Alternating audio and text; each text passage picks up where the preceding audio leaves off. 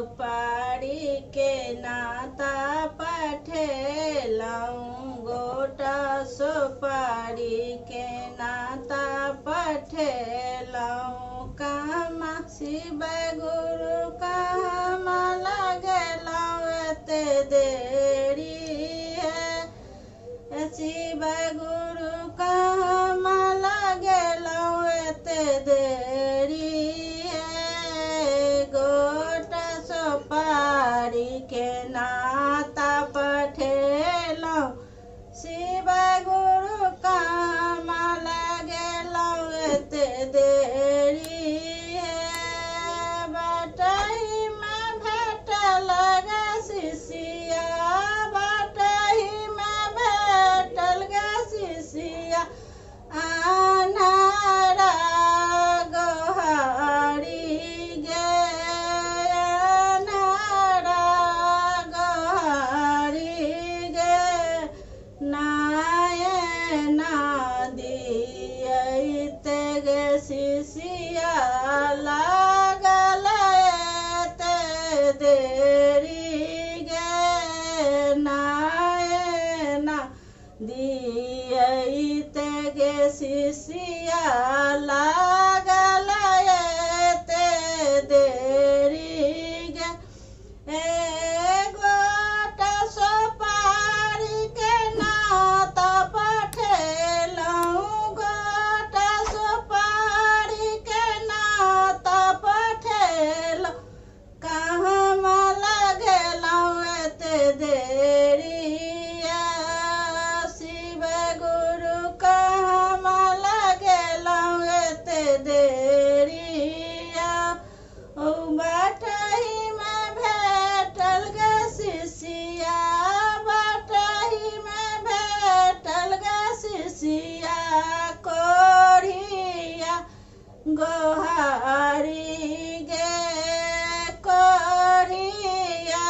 गोहारी गे काया दियैते गे शिष्या लागल एते देरी गे काया दियैते गे शिष्या लागल एते देरी गे गोटा सुपारी के नाता पठेलहुँ गोटा सुपारी के नाता पठेलहुँ शिव गुरु कहमा लगेलहुँ एते देरी कहमा लगेलहुँ एते देरी बटही में भेटल गे शिष्या बटही में भेटल गे शिष्या बाँझिन गोहारी गे बाँझिन गोहारी गे पुत्र दियैते गे शिष्या लागल एते देरी गे बालक दियैते गे शिष्या लागल एते देरी गे गोटा सुपारी के नाता पठेलहुँ गोटा सुपारी के नाता पठेलहुँ शिव गुरु कहमा लगेलहुँ एते देरी ओ कहमा लगेलहुँ एते देरी बटही में भेटल गे शिष्या बटही में भेटल गे शिष्या निराधन गोहारी गे निराधन गोहारी गे धाना दियैते गे शिष्या लागल एते देरी गे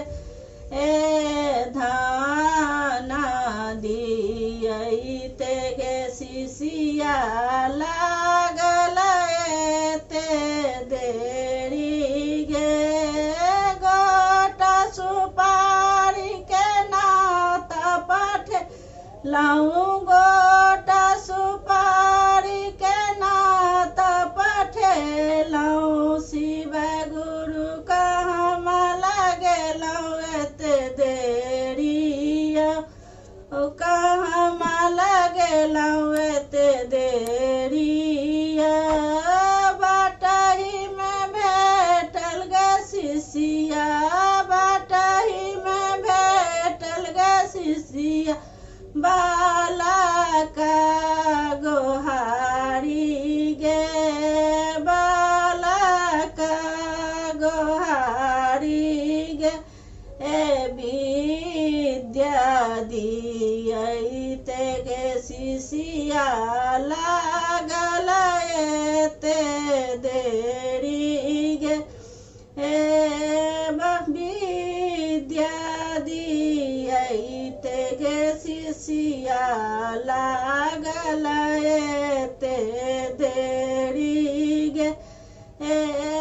बाटही में भेटल शिष्या गोहारी बाटही में भेटल शिष्या गोहारी दया दियते लागल देरी गे दया दियते लागल एते देरी गे गोटा सुपारी के नाता पठेलो कहाँ लगेलऊं एते देरिया शिव गुरु कहाँ लगेलऊं एते देरिया। हर हर महादेव मैया पार्वती की जय।